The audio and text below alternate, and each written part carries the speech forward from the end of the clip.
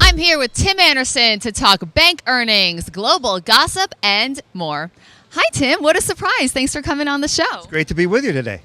Thank you so much. So bank earnings, looks like trading revenue is a little rocky, but given the spread between the 10 and the 30-year at least widening, does that really dictate how the stocks will perform?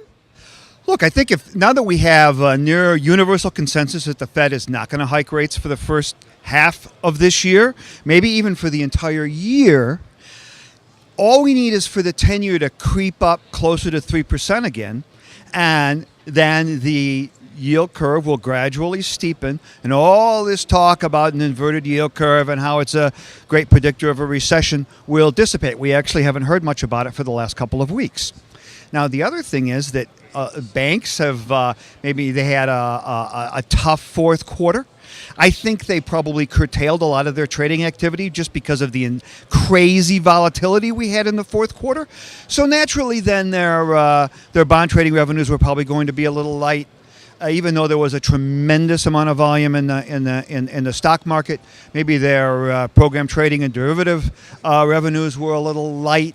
Those aren't necessarily recurring issues, and banks are still very cheap, trading maybe with around a 10 PE. Now that being said, they've been serial underperformers the last couple of years.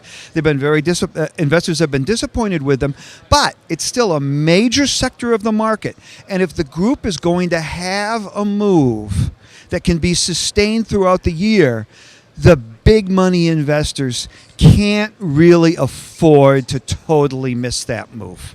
Just remember 11 years ago, Citi reported a 10 billion loss in their fourth quarter. Are we in a bear market? I don't really believe that we're in a bear market. There, you could certainly argue whether how much of how long the correction might last, but I think that the market's in a very critical point right here, because it is halfway between. If you look at the S&P 500. A fair amount of resistance at the 2575, 2600 level.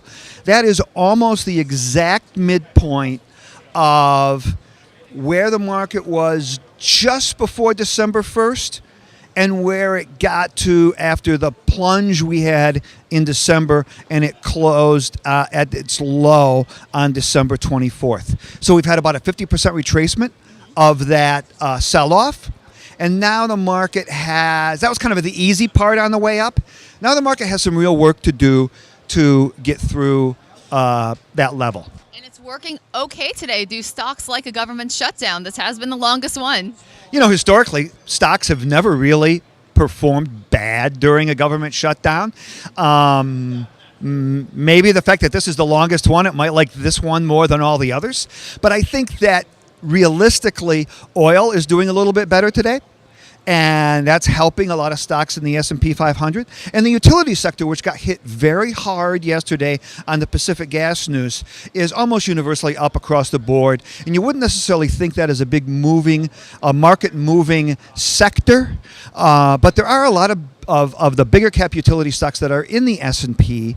And also the Netflix news is very significant. It shows that they have meaningful pricing power in their business model, and the move that stock is having is trickling over into a lot of the big internet provider, internet distribution names, Google, Facebook, Microsoft, etc., the FANG stocks we talked about so much a couple of years ago. Yeah, we couldn't miss that one. Now, back to the political drama. It's not just here. Right. It's also happening across the pond. Theresa May is waiting on a vote on Brexit. Now, we were expecting this whole thing to happen by March 29th. Is that realistic? Well, it's realistic unless the British Parliament passes a motion to delay the Brexit action. And I think that the market might not like that because it would extend the uncertainty. And the old saying always is that the market can handle bad news. It just really doesn't like uncertainty. So, I think that might be a negative for the market if it were to go that route. I think that the market has been prepared for quite a while now that this Brexit's going to happen and can pretty much deal with it. And with the uncertainty as to how long our government shutdown might go on, I think the market has pretty much accepted that also. Now you do have some weakness in some big industrial names. And you have a couple of back and forth comments from China and the U.S. China telling a lot of its state-run companies not to visit the U.S. right now. But the big issue there also is the March 1st deadline on the next trade negotiation resolution with China. So a lot of people think that because China's economy continues to slip, that raises the probability that we will reach a trade resolution with them. And we did see that surprise data. Their imports and exports reached negative territory last year. Yes. So that, I think the market views that as an incentive for China to reach a resolution on the trade negotiations with us. All right, so it looks like a lot is going on with politics. Maybe some emergency kits are needed with maybe not just food and water, but stock options. There are a lot of moving parts in the market, for sure. Tim, it was such a pleasure to have you on the show today. We hope to see you a lot more in 2019. Thank you. Great. Thank you very much.